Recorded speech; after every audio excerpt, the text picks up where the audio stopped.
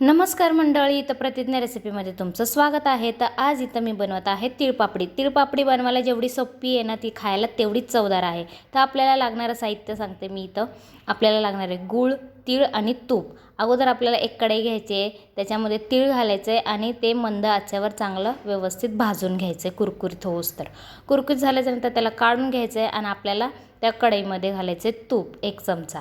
तूप घातल्यानंतर आपल्याला त्याच्यात घालायचे गूळ। गुळाचा पाक तयार झाल्याच्या नंतर आपल्याला बंद करायचा आहे गॅस।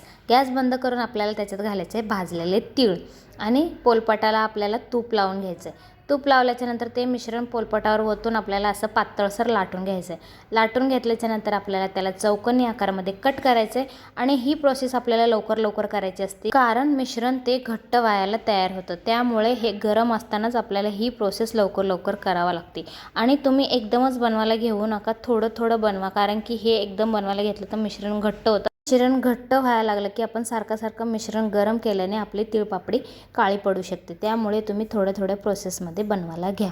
तर ही तिळपापडी तुम्हाला कशी वाटली मला कमेंटमध्ये नक्की सांगा।